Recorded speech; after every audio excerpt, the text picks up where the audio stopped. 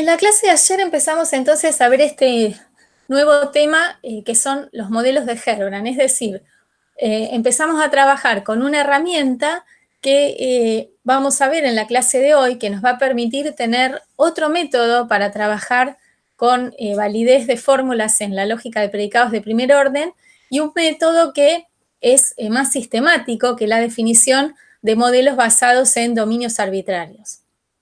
Entonces vamos a repasar muy brevemente de qué se trata un modelo de Herbrand para después continuar viendo cómo los vamos a usar para demostrar, por ejemplo, si una fórmula es contradictoria, es lógicamente válida, es satisfacible, etc.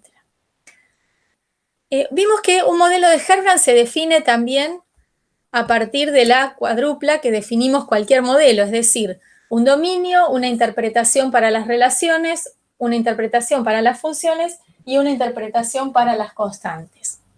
En cuanto al dominio, vimos que el dominio se define a partir del conjunto de términos cerrados de aquello con lo que estemos trabajando. Es decir, si es un lenguaje, serán los términos cerrados del lenguaje. Si es un conjunto de cláusulas, como es lo que se presenta en esta filmina, será el conjunto de términos cerrados de ese conjunto de cláusulas. ¿Por qué les presenté directamente la definición de un modelo de Herbrand para un conjunto de cláusulas? Bueno, porque vamos a ver que en realidad nosotros vamos a trabajar con los modelos de Herbrand siempre asociados a conjuntos de cláusulas. Vimos también que cada símbolo de constante se interpreta como el símbolo que es, y lo mismo con los símbolos de función, es decir, la interpretación de constantes y funciones es fija, ¿sí? O sea, todos los términos cerrados representados por constantes y aquellos términos representados por funciones tienen una interpretación fija, el símbolo que les corresponde.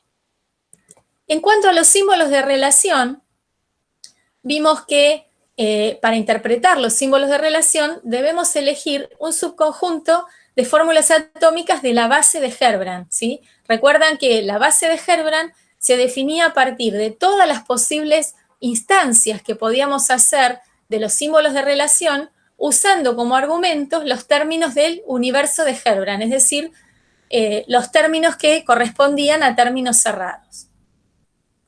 Entonces, la interpretación de un símbolo de relación se define por la pertenencia o no pertenencia de estas instancias de la base al modelo elegido. Bueno, y con esos 4 elementos podíamos decir que definíamos un modelo de Herbrand para un conjunto de cláusulas, ¿sí?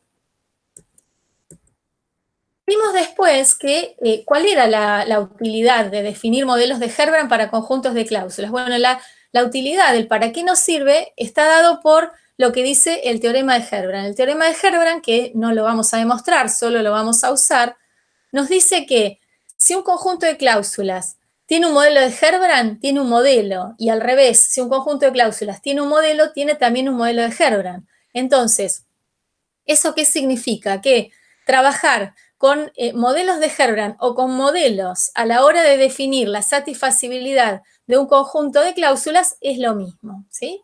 Bueno, y por el contrario, ¿no? Si un conjunto de cláusulas no tiene modelos, es porque no tiene modelos de Herbrand y viceversa. Eso es lo que habíamos visto ayer. Bueno, vamos a ver ahora con un ejemplo qué es lo que sucede. Supongamos tener una fórmula tan simple, tan sencilla como esa, y vamos a intentar plantear si esa fórmula tiene o no tiene modelos de Herbrand. Veamos, para plantear modelos de Herbrand, primero teníamos que definir cuál era el universo, es decir, el conjunto de términos cerrados. En este caso, muy sencillo, aparece solo una constante en la fórmula, así que el universo estará formado por esa constante. Y la base por la única relación, que es un área interpretada o instanciada en esa constante, ¿sí? Así que es un planteo muy sencillo. Como la base tiene un único elemento, ¿sí?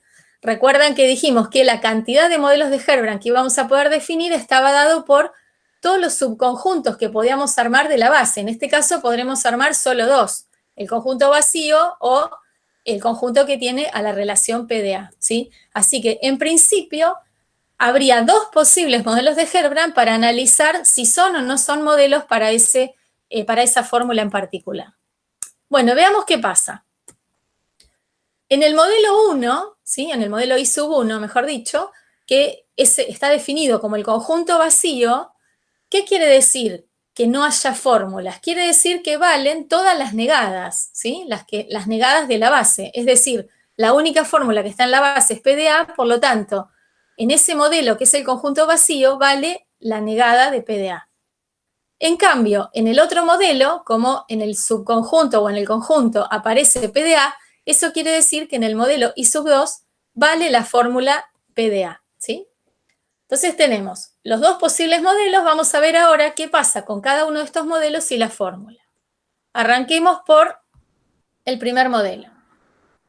El primer modelo de Herbrand dice que no vale la fórmula PDA, ¿sí? Entonces, si yo voy a la fórmula original, la que tengo que analizar es un AND. Si ya sé que PDA no vale, esta parte va a ser falsa, con lo cual, si en el modelo no vale PDA, ya puedo garantizar que la fórmula no vale en el modelo, o sea, ese modelo no me sirve. Veamos qué pasa con el otro modelo. En el otro modelo vale la fórmula atómica PDA, ¿sí? Y en ese caso, si vale PDA, por supuesto, no vale no PDA. Entonces, ¿qué ocurre? Tampoco vale la fórmula. ¿Por qué? Porque si bien este PDA sería verdadero, no encontraría un elemento del dominio para el cual sea verdadera la negada de P en ese elemento, ¿sí? Entonces, el otro modelo tampoco me sirve. Es decir, tengo dos posibles modelos de Herbrand y ninguno me sirve para la fórmula. Entonces, en principio, yo diría, esta fórmula no tiene modelos de Herbrand, ¿sí? Pero veamos qué pasa con esta fórmula si podemos plantear un modelo de los modelos arbitrarios, digamos, ¿no? En base a la definición de un dominio cualquiera. Entonces, supongamos tener ese dominio, tiene dos elementos, el 0 y el 1. Yo digo que en ese dominio voy a interpretar la constante A como el 0 y voy a definir que la relación P es verdadera para 0 también, ¿sí? Bueno, entonces veamos qué pasa. Como el 0 pertenece a la relación P, eso significa que la relación P es verdadera en 0. Entonces, en ese modelo vale la fórmula P de A, ¿sí? Ahora, como el 1 no pertenece a la relación P, eso quiere decir en términos de modelos que en el modelo no vale la relación P en 1. Entonces, sería cierto que hay un elemento que no cumple P, ¿sí? Y ese elemento es el 1. Entonces, fíjense, encontramos un modelo en el que esa fórmula es válida o es verdadera. Entonces, ¿qué pasa? ¿Esto entra en contradicción con la teoría de Herbrand? No, en realidad, este es un ejemplo para que ustedes puedan ver que el teorema de Herbrand no es válido o no sirve para fórmulas arbitrarias. El teorema de Herbrand solo se puede aplicar a conjuntos de cláusulas, ¿sí? Entonces, a partir de ahora, cada vez que querramos obtener algún resultado con respecto a la validez de una fórmula, de una consecuencia semántica, de un conjunto de fórmulas, usando modelos de Herbrand, deberemos primero pasar esas fórmulas a forma clausular.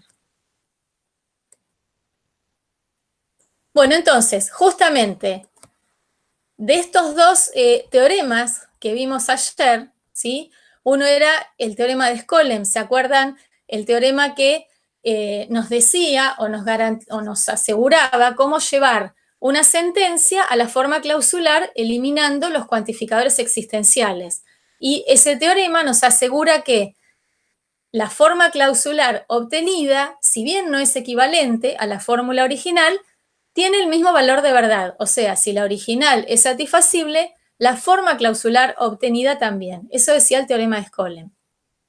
Por otro lado, el teorema de Herbrand dice que si tenemos un conjunto de cláusulas que tiene modelos, entonces tiene modelos de Herbrand. Y al revés, si tiene modelos de Herbrand, el conjunto de cláusulas tiene modelos, ¿sí? Entonces, a partir de estos dos teoremas, podemos establecer las siguientes equivalencias que nos van a permitir definir un método para trabajar o para demostrar si una fórmula es o no es lógicamente válida. Entonces, vamos a ver que es lo mismo que decir. Es lo mismo decir que una fórmula es lógicamente válida o válida. ¿Se acuerdan que cuando definimos las posibilidades de valor de verdad de una fórmula, dijimos que cuando una fórmula fuera válida en todo modelo, ¿sí? Podíamos decir que era lógicamente válida o válida a secas, digamos, válida sin especificar el modelo.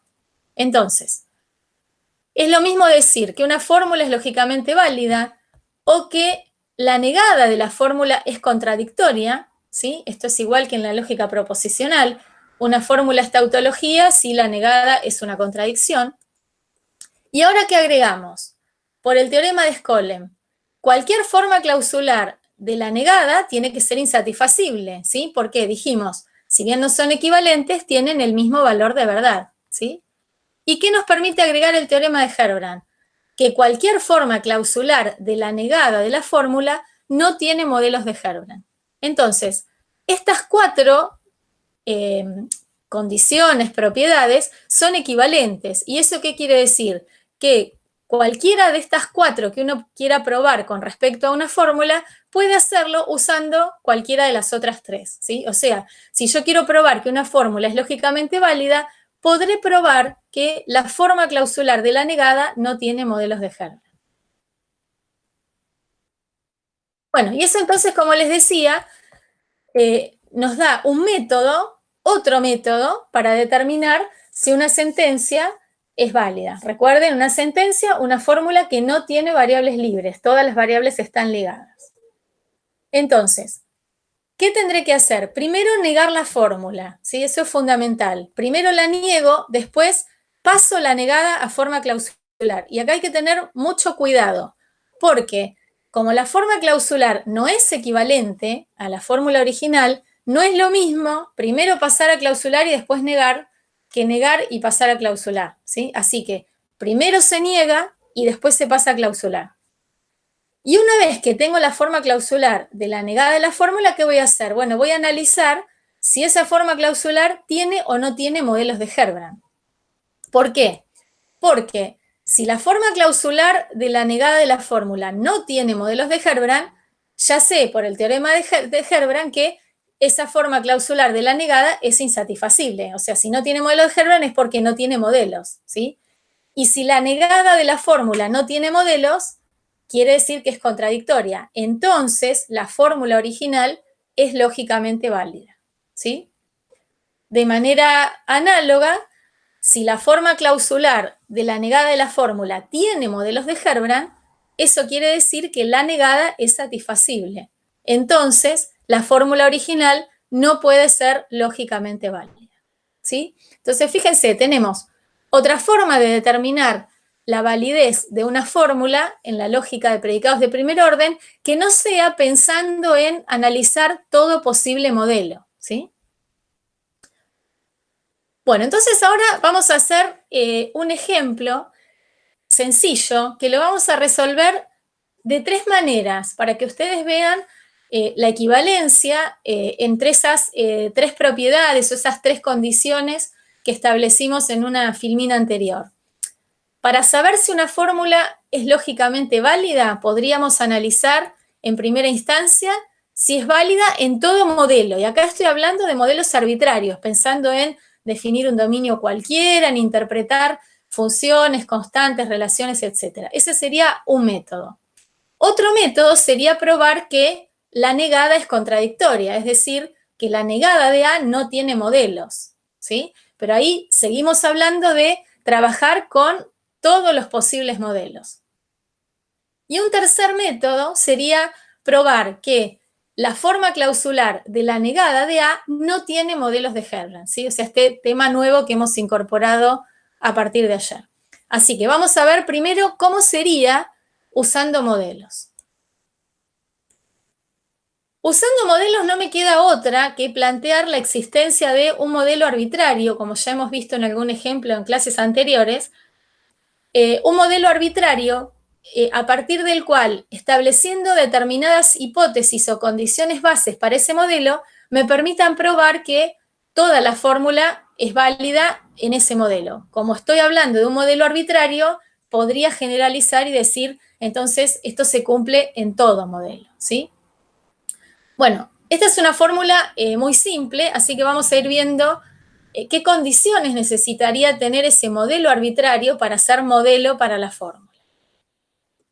En principio, como la fórmula es una implicación, ya sabemos que si el antecedente es falso, toda la implicación es verdadera, ¿sí? O sea que si el antecedente no es válido en el modelo, no me interesa, digamos, ¿no? En una implicación, siempre los casos que hay que probar y analizar son aquellos casos en los que el antecedente es verdadero, porque el consecuente debe ser verdadero también para que toda la fórmula lo sea. Entonces, en este caso vamos a analizar qué pasa ahora si el antecedente es verdadero. Es decir, voy a suponer que el antecedente es verdadero y tengo que probar que el consecuente también. Fíjense que acá ya hice un cambio de variables. ¿Para qué? Para no tener problemas con la X. La X aparece ligada a 3 cuantificadores, que si bien son todos existenciales, son diferentes, ¿sí? Entonces, renombro las variables para ya no tener problemas con los nombres. Entonces yo digo, supongo que el antecedente es verdadero, ¿sí?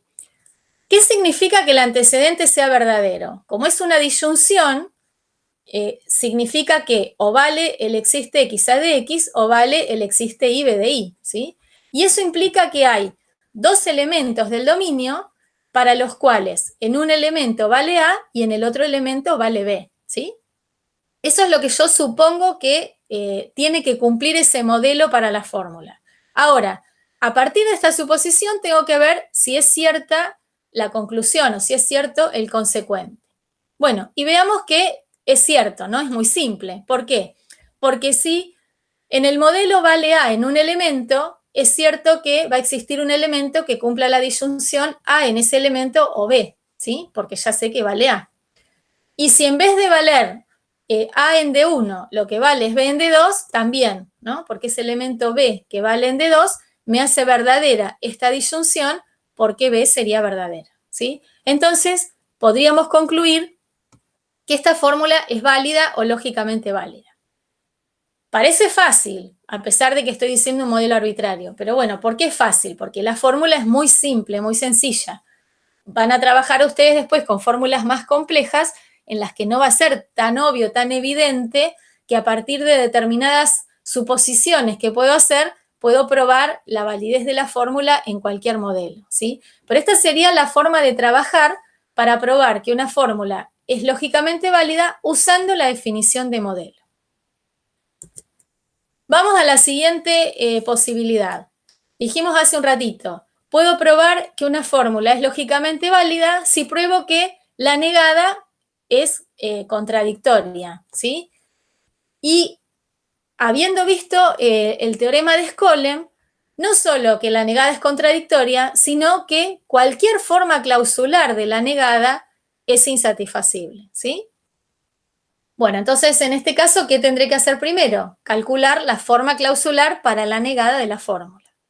Lo vamos a hacer rapidito porque está sencilla. Entonces dijimos, primer paso, niego la fórmula, ¿sí? Eso es fundamental.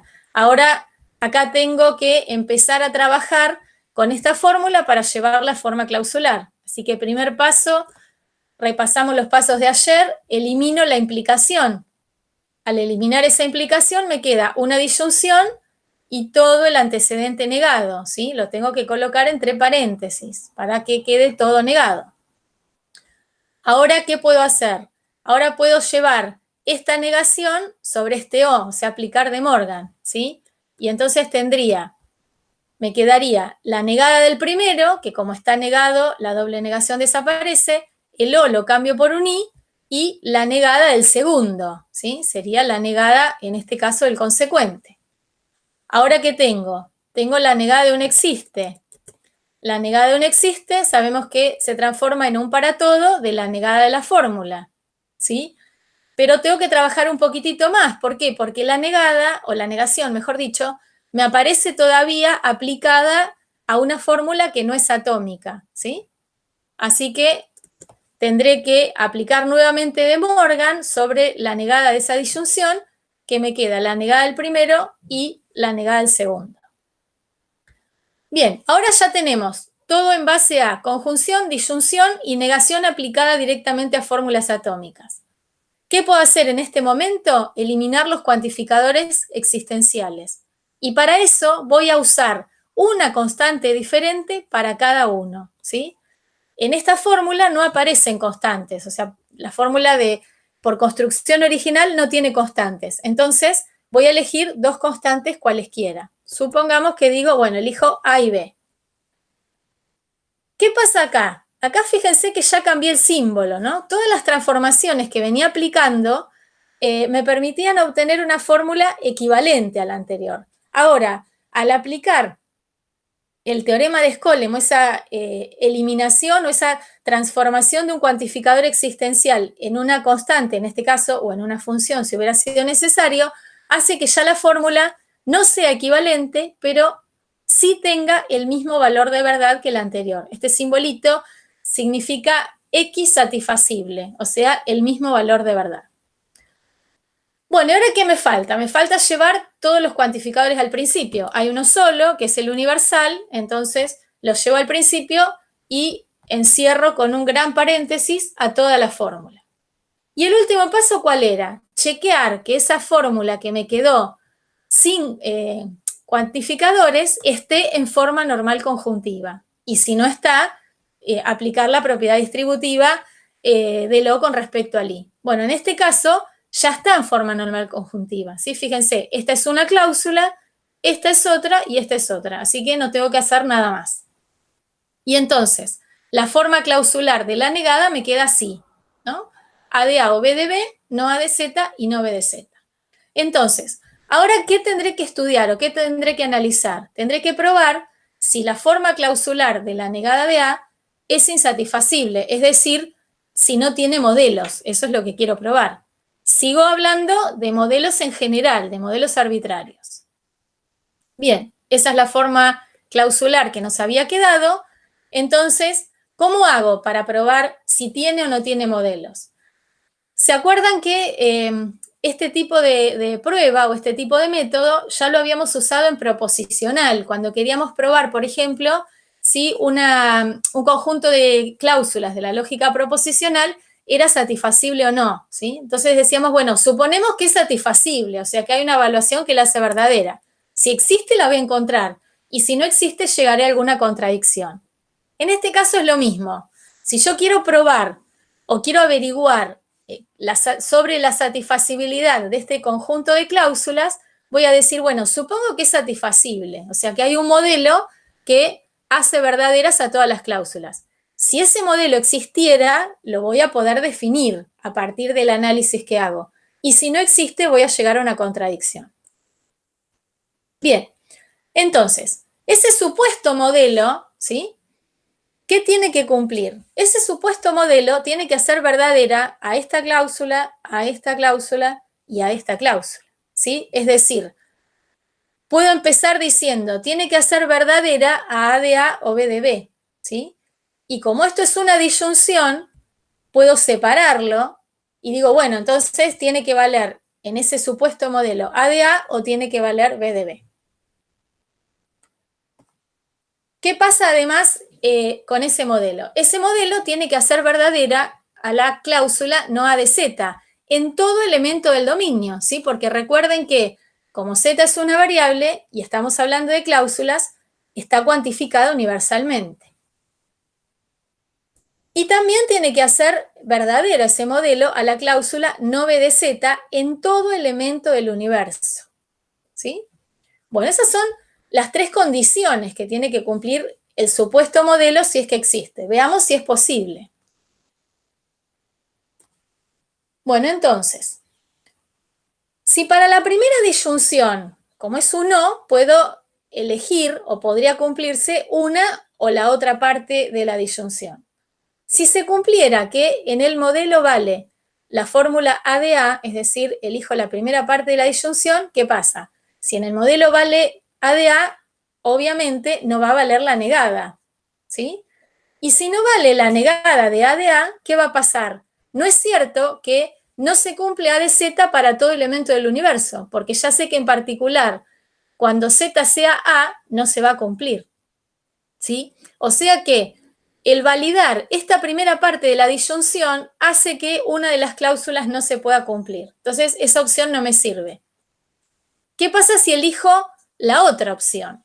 Bueno, si elijo la otra opción, que es B de B, ¿qué va a ocurrir? Si vale B de B, no es cierto que en el modelo valga la negada de B de B. Entonces, ¿eso qué hace? Eso hace que no se va a cumplir la negada de B de Z para todo elemento del universo, porque ya en particular no se está cumpliendo para B, ¿sí? Es decir, las condiciones que tendría que tener ese modelo no pueden darse todas juntas y por lo tanto el modelo no existe. Es decir, la forma clausular de la negada de A es insatisfacible y, en conclusión, la fórmula original es lógicamente válida, tal como habíamos probado recién usando la definición de modelos arbitrarios. Bien, vamos ahora a la tercera manera de probar, que es la que nosotros vamos a usar en realidad a partir de ahora en la práctica, y es la que tiene que ver con usar estos modelos de Herbrand. Vamos a ver en qué simplifican estas pruebas. En este caso, reitero, como es una fórmula muy simple, las dos pruebas que hicimos recién usando las dos propiedades tampoco es que resultaron complicadas, pero si tuviéramos una fórmula, ahora vamos a hacer otro ejemplo, con alguna otra complejidad, ya no sería tan sencillo probar usando la definición de modelo si eso no es lógicamente válido. Entonces, vamos a la prueba usando modelos de Herbrand. ¿Qué es lo que vamos a tratar de probar? Que la fórmula es lógicamente válida, ¿sí?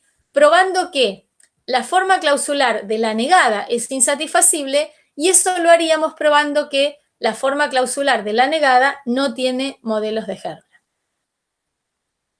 La forma clausular de la negada ya la habíamos calculado, ¿no? Es la que calculamos para comenzar la prueba en la propiedad anterior, ¿sí? Bueno, si vamos a usar modelos de Herbrand, ¿qué tendremos que definir? Tendremos que definir el universo, que en este caso solo va a estar formado por las dos constantes A y B, y la base, que va a estar formada por cada símbolo de relación, A y B en este caso, instanciados en todos los elementos del universo. Por eso tengo A de A, A de B, B de A y B de B. Eso nos da una posibilidad de 16 modelos de Herbrand a definir. Es decir, si uno quisiera analizar uno por uno los modelos, tendríamos que analizar 16. Entonces, eso tampoco es, si bien 16 es un número finito, no son tan poquitos. Tampoco es tan cómodo, tan práctico tener que ir analizando modelo por modelo qué pasa. Entonces, ¿cómo vamos a trabajar con los modelos de Herbrand? Bueno, muy parecido como trabajamos en el punto 2 o en la propiedad 2. Yo voy a suponer que hay un modelo, ¿sí? Un modelo que hace que la forma clausular de la negada de A sea verdadera. Y voy a ir viendo qué tendría que tener ese modelo para ser un modelo para ese conjunto de cláusulas. Recordando que, como es un modelo de Herbrand, va a ser un subconjunto de la base, o sea, va a ser uno de esos posibles 16 subconjuntos.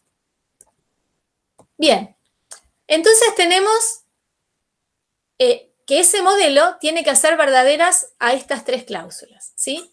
Y acá vamos a algunas ideas o consejos a la hora de calcular o plantear un modelo de Herbrand para un conjunto de cláusulas. ¿Por qué cláusula me conviene empezar? O sea, en realidad uno puede empezar por cualquiera, porque todas tienen que ser verdaderas, así que en un momento o en otro tendré que analizar todas las cláusulas.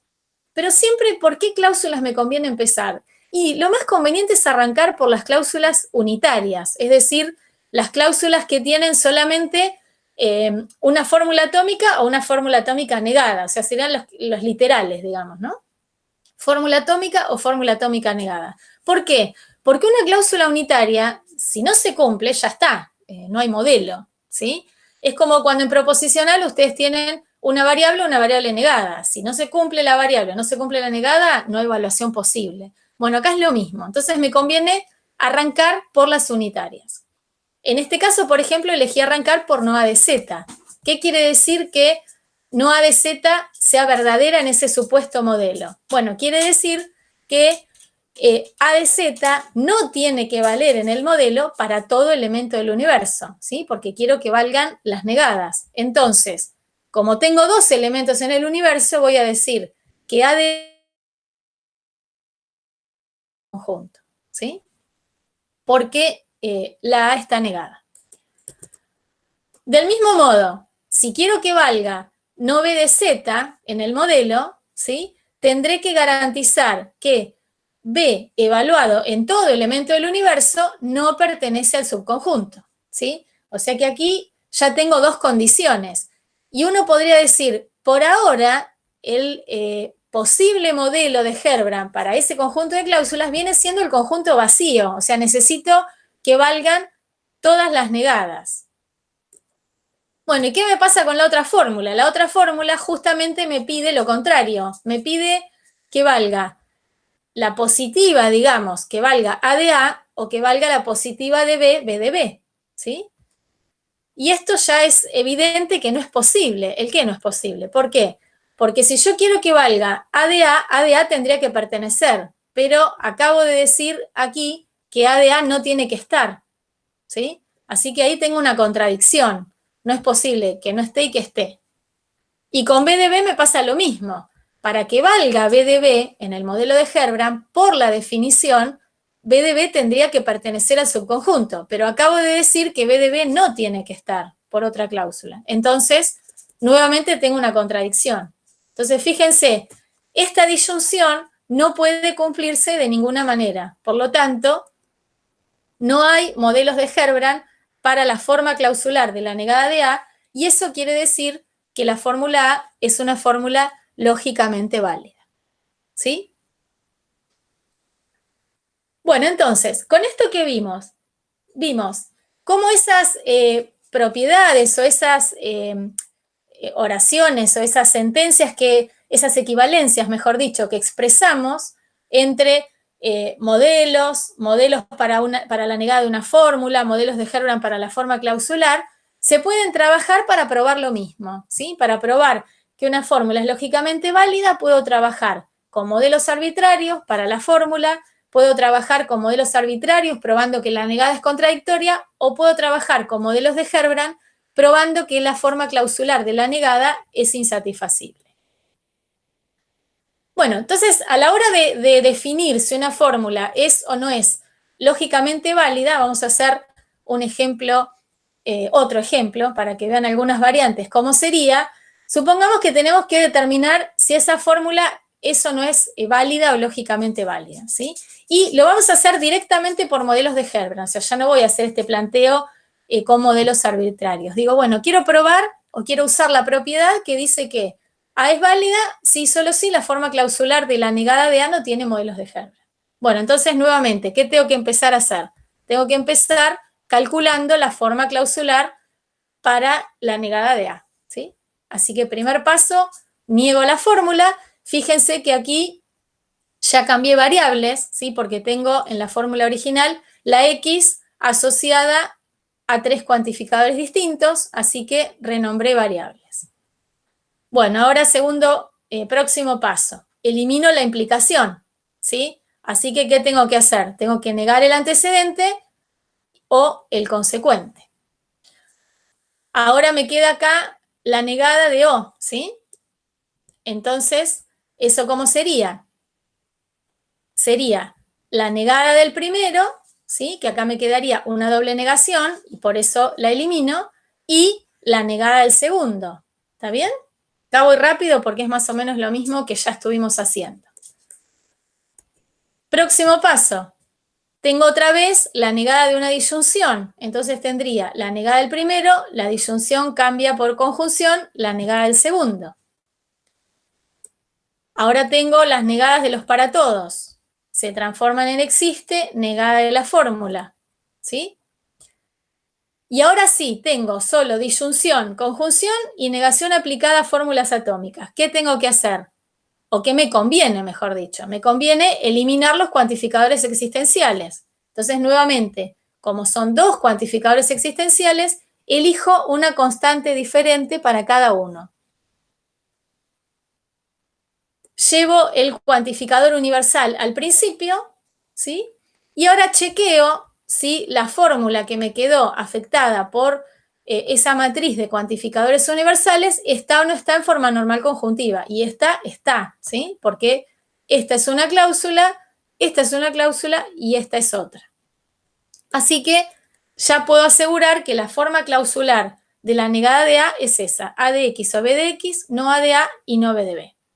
Entonces mi próximo paso va a ser probar si ese conjunto de cláusulas tiene o no tiene modelos de Hermann. Bien, primer paso entonces, definir el universo y la base. Tal como me pasó en el ejemplo anterior, tengo dos elementos en el universo, como tengo dos relaciones binarias, voy a tener 4 posibles fórmulas atómicas cerradas en la base, es decir, 2 a la cuarta posibles modelos de Hermann. Bueno, y ahora otra vez, puedo empezar a analizar modelo por modelo o puedo suponer que existe un modelo y ver si lo puedo llegar a definir, ¿sí? Como hicimos con la fórmula anterior. Entonces, ese supuesto modelo de Herbrand para la forma clausular de la negada, ¿qué tendría que verificar? Tendría que hacer válida A de X o B de X para todo elemento del universo, tendría que hacer válida no A de A y tendría que hacer válida no B de B. ¿Está bien? Bueno, y acá otra vez, ¿por dónde empezamos? Y nuevamente me conviene arrancar por las cláusulas unitarias, ¿sí? Que son no A de A y no B de B. Entonces, si yo quiero que en el modelo de Herbrand valga no A de A, en realidad lo que quiere decir es que no tiene que ser válida A de A. O sea, A de A no tiene que pertenecer al conjunto, ¿sí? Y ahí ya tengo una condición. De manera análoga, si quiero que valga la negada de B de B, es decir, no tiene que valer en el modelo B de B, o sea, B de B no tiene que pertenecer al conjunto. O sea, ahí ya tengo dos condiciones que ese modelo tiene que cumplir. Bueno, las vuelvo a poner ahí. ¿Y ahora qué me queda? Ahora me queda analizar la cláusula que es un poquito más, no es difícil, sino que un poquito más compleja en cuanto a que es una disyunción, o sea, acá ya tengo dos posibilidades, tengo dos alternativas, pero con variable, ¿sí? Hoy habíamos visto una disyunción, pero con términos cerrados, eso era más fácil. ¿Cuál es la cuestión acá que en esta disyunción aparece la variable X? Que yo no puedo separar, o sea, no puedo decir vale A de X o vale B de X, ¿sí? ¿Por qué? Porque esto me está diciendo, para cada elemento del universo, vale A o vale B, pero no me está diciendo siempre vale A o siempre vale B. Entonces, ¿cómo tengo que analizar? Bueno, yo tendré que ir mirando elemento por elemento cuál de las dos partes de la disyunción se cumple, ¿sí? Entonces, si tomo el elemento A del universo, esa cláusula me queda instanciada de esta manera, A de A o B de A. Y ahí sí es una disyunción en la cual yo puedo tomar una decisión de que valga A de A o B de A, ¿sí? Una vez que está instanciada. Entonces, si quiero que valga A de A, ¿qué pasa? Yo ya había dicho que A de A no tenía que estar en el conjunto. Si yo quiero que valga A de A en términos de Herbrand, quiere decir que A de A tiene que estar en el subconjunto. Pero por lo que acabo de decir o lo que acabo de encontrar como restricción hace un ratito, eso no es posible. Entonces, esta parte de la disyunción no se puede cumplir. Pero ¿qué pasa? Me queda otra parte de la disyunción, que es que B de A sea verdadera. Y eso implicaría que B de A esté en el modelo. Y por ahora no hay nada que me diga que B de A no puede estar, ¿sí? Entonces yo digo, bueno, acá tengo otra condición que tendría que cumplir el modelo. Por ahora digo, A de A no pertenece, B de B no pertenece, y digo B de A pertenece. Pero esto recién analicé para un elemento del dominio, ¿sí? Que es D igual A. Tengo que ver ahora qué pasa para D igual B. ¿Por qué? Porque el análisis, como X es una variable que está cuantificada universalmente, lo tengo que hacer para todo elemento del dominio. ¿Qué pasa ahora cuando D es B? Bueno, cuando D es B, la disyunción me queda A de B o B de B, ¿sí? Es decir, en el modelo de Herbrand tendría que valer A de A o tendría que valer P de B. Si miro un poquito las restricciones o las condiciones que ya he puesto, ¿sí? Que valga B de B no es posible. ¿Por qué? Porque ya dije en esta condición número 2 que B de B no tenía que estar en el modelo y ahora estaría diciendo que tiene que estar. Así que eso no es posible. Pero nuevamente, tengo una alternativa en la disyunción y es que valga A de B. Y eso sí es posible. Bueno, perdón, ahí es A de B lo que tiene que decir, ¿sí? No A de A. Ahí sería A de B tiene que estar en el modelo, ¿sí? Esa sería la otra condición. Entonces, fíjense, las que están en verde son las que es posible seguir. Entonces tengo A de A, B de B, B de A y A de B, es lo que debe decir ahí. Y ese sería el modelo, ¿sí? ¿Por qué? Porque la 1 y la 2 me dicen que estas dos no tienen que estar, ¿está bien? Y la 3 y la 4 me dicen cuáles son las dos que tienen que estar. Esperen que ya lo corrijo, así no se hace lío con lo que estamos mirando. A de B, ahí está.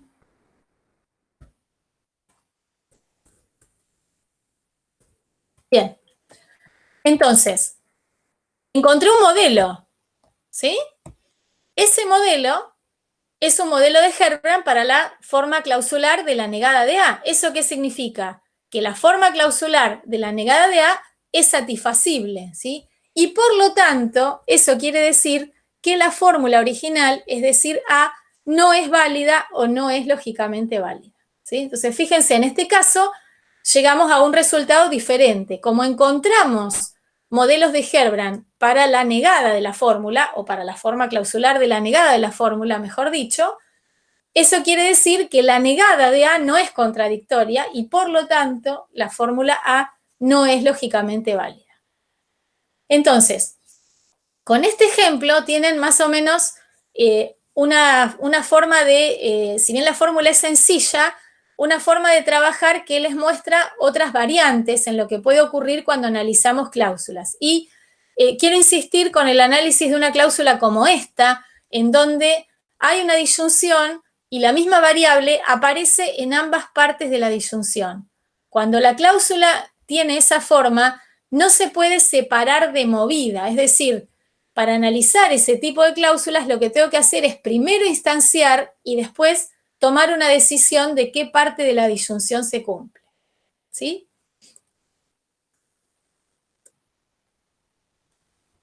Bueno, para ir cerrando, vamos a ver otro concepto que está asociado a esta definición de modelos de Herbrand, que es el concepto de P satisfacible. Ya vamos a ver de qué se trata esto. Bueno, entonces primero vamos a repasar o a definir, no me acuerdo si alguna vez lo dijimos, ¿qué es una cláusula cerrada? ¿Sí? O sea, bueno, una cláusula ya sabemos que es una disyunción de literales, ¿no? De fórmula atómica o negada de fórmula atómica. Ahora, ¿qué significa que sea cerrada, que sea sentencia? Que no tiene variables, es decir, todos los argumentos de los símbolos de relación son términos cerrados, constantes o funciones evaluadas en constantes. Entonces, por ejemplo, esa sería una cláusula cerrada, ¿no? Si yo digo que A y B son constantes, este es un ejemplo de una cláusula cerrada.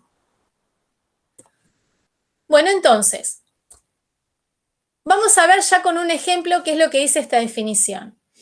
Esta definición dice, si yo tengo un conjunto de cláusulas, lo voy a ir poniendo ya con el ejemplo, un conjunto de cláusulas como ese, y tengo un conjunto de términos cerrados, ¿sí? Como podría ser este conjunto P, que tiene dos constantes, ¿qué puedo hacer? Dice la definición, puedo tomar cada cláusula del conjunto que no sea cerrada y reemplazar las variables por los términos cerrados del conjunto P. Es decir, calcular todas las instancias posibles de ese conjunto de cláusulas. Entonces, el PDS es eso, es el conjunto de todas las instancias posibles para un conjunto de cláusulas. En este caso, la única cláusula que no es cerrada es la primera, ¿no? Este es el conjunto de cláusulas que corresponden a la forma clausular de la negada con la que estuvimos trabajando en la filmina anterior. Entonces, sería P de S, o el conjunto de todas las instancias posibles para el conjunto de cláusulas S. Bueno, reemplazo la X por cada elemento del universo. Perdón, de este conjunto de términos cerrados. Entonces me quedaría A de A o B de A cuando X es A de B o B de B cuando X es B, y las otras dos que ya son cerradas quedan como están. No tengo que hacer nada. ¿Sí? Bueno, entonces, ahora vuelvo sobre esa definición que está ahí. Vamos con un ejemplo. ¿Qué podría hacer yo con ese conjunto de cláusulas cerradas, ese PDS que acabo de calcular? Yo podría decir, si a cada fórmula atómica de las que aparecen acá le asigno una variable proposicional, ¿sí? Digo, por ejemplo, A de A se llama P de 1, A de B se llama P2, B de A se llama P3, B de B se llama P4, ¿qué puedo hacer? Yo puedo reescribir este conjunto como un conjunto de cláusulas proposicionales, ¿sí? Entonces, fíjense, como A de A era P1, me quedaría P1 o P3, porque P3 dije que era B de A, ¿sí? A de B o B de B, ¿qué me quedaría? A de B era P2 y B de B era P4, así que me quedaría P2 o P4. Y después, la negada de A, como A de A era P1, me quedaría no P1. Y la negada de B de B me quedaría no P4 porque B de B era P4. ¿Sí? Entonces, ¿qué hice? Tenía un conjunto de cláusulas. Calculé todas las instancias posibles para ese conjunto de cláusulas en base a los términos cerrados. Y ahora lo reescribí como un conjunto de cláusulas proposicionales. Y si pensamos en un conjunto de cláusulas proposicionales, un conjunto como S', sería bastante sencillo determinar si S' es satisfacible o no. Es decir, podría o encontrar una evaluación que la hace verdadera, podría probar por resolución si es satisfacible o no, ¿sí? Bueno, es bastante fácil en este caso darse cuenta que si P1 y P4 son 0, estas dos serían verdaderas, y si P4 es 0, P2 tiene que ser 1, y si P1 es 0, P3 tiene que ser 1, y tengo una evaluación para que este conjunto S' sea verdadero, ¿sí? Entonces, yo digo, este conjunto S' es verdadero. Ahora, S' o satisfacible, mejor dicho. ¿S' de dónde viene? S' viene de este PDS, ¿sí? Entonces yo si digo que el S' es satisfacible, en realidad lo que estoy diciendo es que el PDS es satisfacible. ¿Y el PDS de dónde venía? Y el PDS venía de un conjunto de cláusulas S, o sea que en realidad este resultado que obtuve para este conjunto de cláusulas proposicionales me permite decir que el conjunto original de cláusulas es satisfacible, ¿sí? Entonces, fíjense, es una prueba de que un conjunto de cláusulas es satisfacible transformándolo en un conjunto de cláusulas proposicionales. Y eso es lo que dice esta definición. Dice que si tengo un conjunto de cláusulas cerradas, como este, ¿sí? Dice que ese conjunto de cláusulas cerradas es proposicionalmente satisfacible, o P satisfacible se le dice, si es satisfacible como un conjunto de cláusulas proposicionales, donde las fórmulas atómicas se tratan como variables proposicionales, que es lo que hicimos acá. Cada fórmula atómica se asoció con una variable proposicional y entonces se reescribió el conjunto como un conjunto de cláusulas proposicionales. Bueno, ¿y esto cómo sigue? Bueno, en realidad, esta propiedad nos dice que si un conjunto de cláusulas es P satisfacible, es porque tiene modelos de Herbrand y al revés. Si un conjunto de cláusulas tiene modelos de Herbrand, es porque es P satisfacible. Es decir, este método o esta transformación a P satisfacible que acabamos de hacer es una alternativa al trabajo con modelos de Herbrand. Dado un conjunto de cláusulas, puedo probar que es satisfacible usando modelos de Herbrand o usando esta noción de P satisfacible, ¿sí? Bueno, y para terminar de cerrar estas equivalencias, vamos a ver que en el ejemplo que trabajamos en la filmina anterior, que se acuerdan que es el conjunto de cláusulas de la fórmula para todo X, A de X o B de X, entonces para todo XA o para todo XB, realmente dice lo mismo que lo que habíamos llegado con los modelos de Herbrand, ¿sí? O sea, nosotros teníamos que este era el conjunto de cláusulas, recién probamos que este conjunto era P satisfacible, ¿sí? Entonces, esta propiedad dice que si es P satisfacible, debe tener un modelo de Herbrand. Bueno, y nosotros eso ya lo probamos, porque en filminas anteriores probamos que ese conjunto de cláusulas tenía un modelo de Herbrand que era este, ¿se acuerdan? Era B de A y A de B. Era un modelo de Herbrand para ese conjunto, ¿sí? Y si analizamos un poquito más, vemos que este modelo de Herbrand está asociado a la evaluación que definimos en la filmina anterior cuando hicimos el P satisfacible. ¿Por qué? Porque B de A era P3 para nosotros y A de B era P2, ¿sí? ¿Y qué habíamos dicho en la evaluación? Habíamos dicho que P2 y P3 tenían que ser 1 y P1 y P4 tenían que ser 0. Fíjense, P2 y P3 que valen 1 corresponden a las fórmulas atómicas que aparecen en el subconjunto que es el modelo de Herbrand. Y las dos que son 0, P1 y P4, se corresponden con las fórmulas atómicas que no pertenecen al subconjunto que es el modelo de Herbrand. ¿Sí?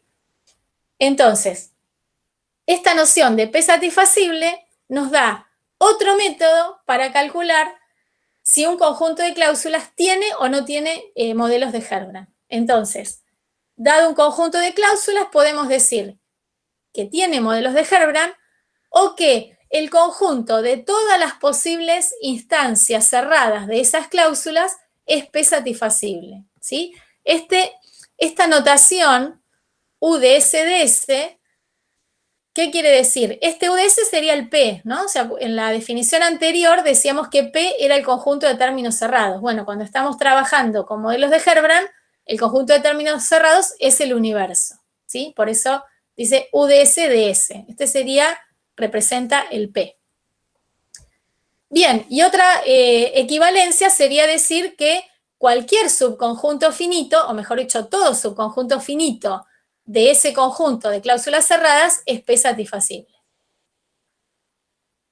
Bueno, y esto nos hace agregar, o completar, mejor dicho, esas condiciones que veníamos trabajando en cuanto a un conjunto de cláusulas insatisfacible, nos permite agregar este concepto de P satisfacible. O sea, decir que un conjunto de cláusulas es insatisfacible es lo mismo que decir que no tiene modelos, es lo mismo que decir que no tiene modelos de Herbrand, y es lo mismo que decir que es P insatisfacible. Ahora, ¿cómo puedo probar que es P insatisfacible? Puedo probar encontrando un subconjunto finito que es P insatisfacible, o puedo probar que un subconjunto finito me permite deducir por resolución la cláusula vacía, ¿sí? Digamos, para probar que el conjunto de cláusulas es P insatisfacible, puedo usar cualquiera de los métodos que usamos en proposicional.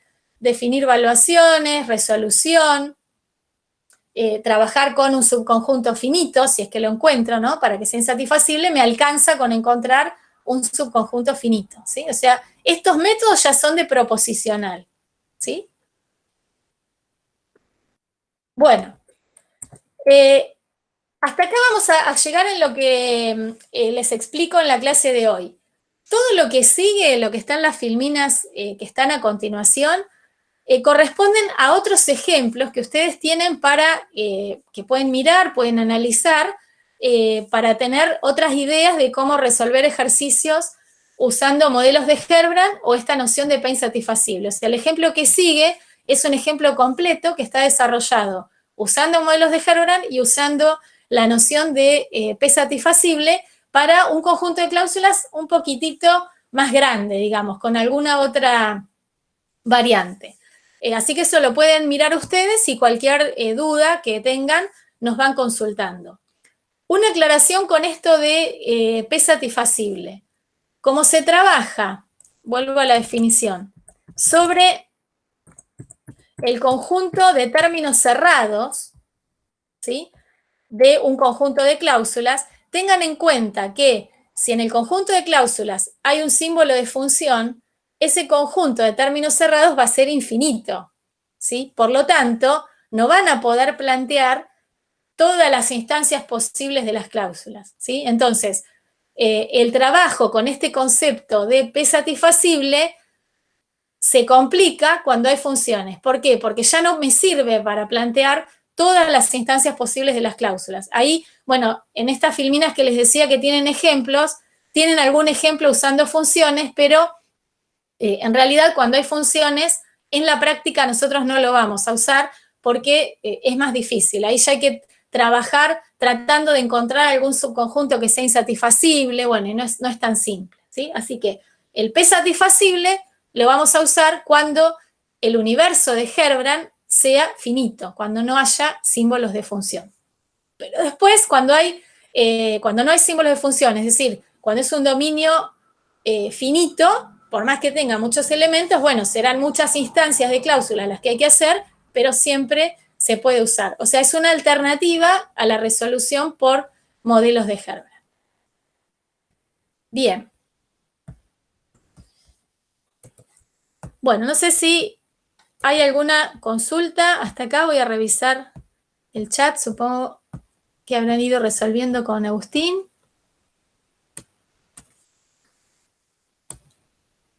Agustín, no sé si quedó alguna consulta por resolver. Hola chicos, hola Virginia. No, la verdad que creo que quedó todo de lo que Bien, me iban preguntando. No sé si le querías decir lo del parcial, que sí, habías dicho sí. que Ahora, sí. antes no sé si alguno quiere consultar algo de en particular de las filminas, alguna duda que haya quedado. Bueno, si no después. Me habían consultado por los temas. Los temas para el parcial, que es el 26, son todos los temas que vimos hasta hoy inclusive. O sea, el tema de la semana que viene ya quedaría para el trabajo práctico, ¿sí? Los temas entonces que entran son lógica proposicional, la parte de sintaxis y semántica, de lógica de predicados de primer orden y modelos de Herbrand. Esos son los tres temas que entrarían para el parcial. Con respecto a la autoevaluación de lógica proposicional que ustedes estuvieron completando, bueno, la verdad que buenísimo que se pusieron a hacerlo. Esperamos que les haya servido a ustedes para chequear cómo venían con los temas, si tenían más dificultad en algún tema en particular. Lo que les vamos a pedir es que si alguno se quedó con dudas de por qué, por ejemplo, en alguna pregunta o en alguna opción marcaron algo y no estaba bien, que nos consulten, ¿sí? Es difícil hacer una devolución en general, yo voy a hacer uno o dos comentarios nada más, porque bueno, todos tenían distintas preguntas, las preguntas en distinto orden, entonces sería medio caótico tratar de hacer una devolución, digamos, pregunta por pregunta en general. Por eso, insisto, si alguno se quedó con dudas, nos escriben o bien por el foro del grupo de consulta de cada uno, o bien al foro general, pueden consultar por ahí. Sí hay una pregunta que no sé si es que muchos se equivocaron en responderla, pero sí algunos en particular consultaron y entonces vemos que genera una duda, y es con la definición de consecuencia semántica. La mayoría de ustedes seguramente tuvo un ejercicio en el que se daba una consecuencia semántica y se pedía responder si esa consecuencia semántica era válida o no a partir de una tabla, ¿sí? De una tabla de verdad. Bueno, recuerden que para garantizar que una consecuencia semántica es válida o es verdadera, debo chequear que cada evaluación que hace verdaderas a las hipótesis hace verdadera la conclusión. Es decir, no es con encontrar al menos una, ¿sí? Entonces, cada evaluación que hace verdaderas a las hipótesis debe hacer verdadera también a la conclusión, ¿sí? Esa es la definición de consecuencia semántica. Y después, otro comentario en otro ejercicio en el que ustedes tenían que decir, se daban dos árboles de refutación y tenían que decir si esos árboles eran o no eran árboles para determinar si una consecuencia semántica era válida o no. El problema que tenía el árbol que no era, digamos, es que si bien el árbol se correspondía con las fórmulas, ese árbol tenía como un trabajo previo en el cual las fórmulas habían sido reemplazadas usando las leyes de equivalencia. Y acuérdense que dijimos que eso no hay que hacerlo. Es decir, cuando se pide resolver algo por árboles, sea una consecuencia semántica, sea la determinación de si una fórmula es lógicamente válida o no, o lo que sea, hay que trabajar solamente con las reglas de árboles. O sea, no hay que, por ejemplo, primero eliminar las implicaciones, que era lo que pasaba en ese ejercicio, ¿sí? Entonces, si bien el árbol no es que me llevaba un resultado incorrecto porque estaba mal hecho, no estaba construido respetando solamente las reglas de árbol, ¿sí? Eso ténganlo en cuenta porque ahora, la semana que viene, cuando veamos árboles para lógica de predicados, pasa lo mismo, y en lógica de predicados, si se meten a trabajar con equivalencia, ya como en algunos casos no hay equivalencia, la cosa se complica, ¿sí? O sea, no es como en proposicional que, aunque meta alguna equivalencia, voy a llegar igual bien al resultado. En árboles, por ahí no pasa lo mismo. Entonces, a tener en cuenta eso, si se me pide, o si el método, mejor dicho, que tengo que usar es árboles, hay que restringirse a las reglas de árboles. Es más, muchas veces el usar esas equivalencias los complica, o sea, los hace que tengan que usar más reglas o que las fórmulas queden más largas, digamos. Las reglas de árbol son muy sintéticas y ayudan mucho en el desarrollo si se respetan tal como son, es decir, sin meterle entre medio las equivalencias. Bueno, creo que esos eran los dos comentarios así como más generales que quería hacer. De nuevo, si alguno quiere preguntar por acá, por supuesto que bienvenidas todas las consultas, y si no, como les decía, pueden ir consultando en el grupo de práctica o de consulta de cada uno, que algunos ya lo han estado haciendo así, o si no, en el foro de consultas general de la materia, no hay problema. Bueno, después, la semana que viene, les vamos a decir cuándo vamos a agregar la consulta adicional, digamos, para el parcial, ¿sí? Porque como el lunes anterior es feriado, vamos a poner una consulta en otro momento. Igualmente, como les dije ayer, traten de aprovechar las consultas que cada uno tiene con su grupo, ¿sí? Con el docente de la materia y con el grupo. Aprovechen esas consultas. A veces vemos que no son tantos los que están consultando, o sea, si van bien, bárbaro, pero el tema es que tienen que ponerse a hacer los ejercicios, sacarse las dudas, así que aprovechen a conectarse, aprovechen a usar el foro para consultar. Nosotros siempre estamos revisando si tenemos consultas, si nos plantean alguna duda, así que aprovechen todas esas instancias para ir resolviendo los prácticos y sacarse las dudas.